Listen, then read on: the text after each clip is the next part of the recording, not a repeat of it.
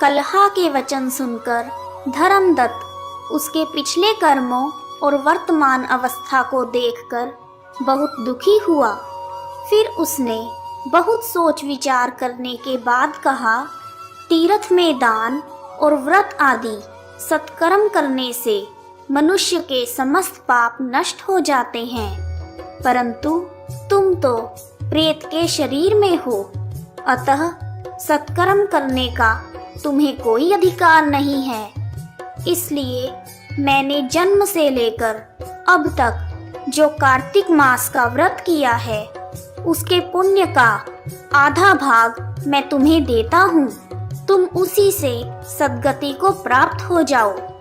इस प्रकार कहकर धर्मदत्त ने द्वादशाक्षरी मंत्र ओम नमो भगवते वासुदेवाय नमः का जाप करते हुए तुलसी मिश्रित जल से ज्यों ही कलहा का अभिषेक किया, त्यों ही वह प्रेत योनि से मुक्त होकर प्रज्वलित अग्नि शिखा के समान तेजस्विनी एवं दिव्य रूप धारिणी देवी बन गई और सौंदर्य में लक्ष्मी जी की समानता करने लगी।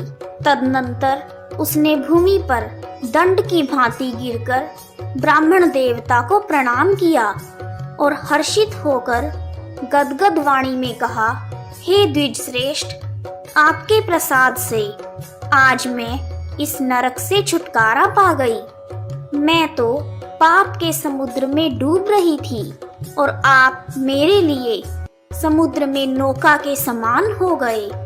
वह इस प्रकार ब्राह्मण धर्मदत्त से कह ही रही थी कि आकाश से एक दिव्य विमान उतरता हुआ दिखाई दिया।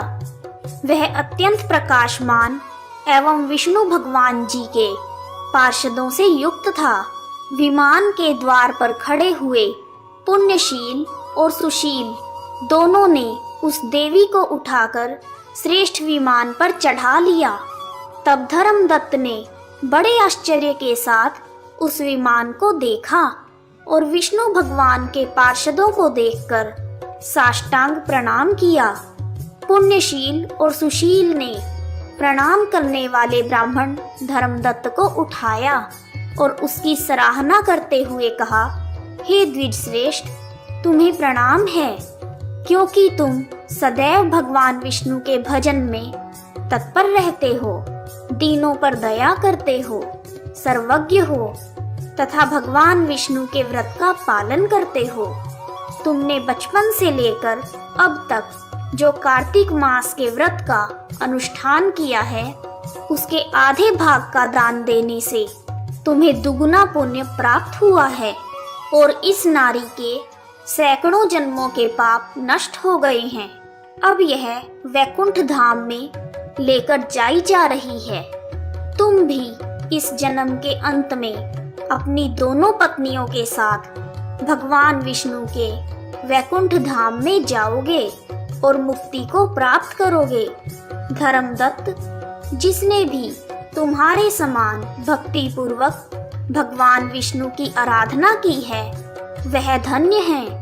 इस संसार में उनका जन्म सफल है। भली भांति आराधना करने पर भगवान विष्णु शरीरधारी प्राणियों को क्या कुछ नहीं देते। उन्होंने ही उत्तानपाद के पुत्र को पूर्व काल में ध्रुव पद पर स्थापित किया था। उनके नामों का स्मरण करने मात्र से समस्त जीव सद्गति को प्राप्त होते हैं।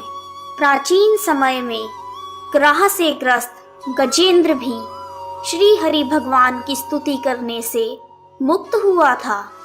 तुमने जन्म से लेकर जो भगवान विष्णु को संतुष्ट करने वाले कार्तिक व्रत का अनुष्ठान किया है, उससे बढ़कर ना ही कोई यज्ञ है, ना दान और ना ही तीर्थ है।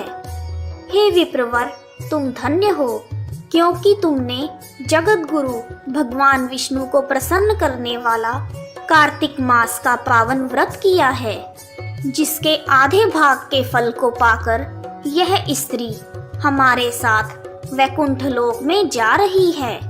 इस प्रकार कार्तिक मास के महात्म्य का 25वां अध्याय पूर्ण हुआ।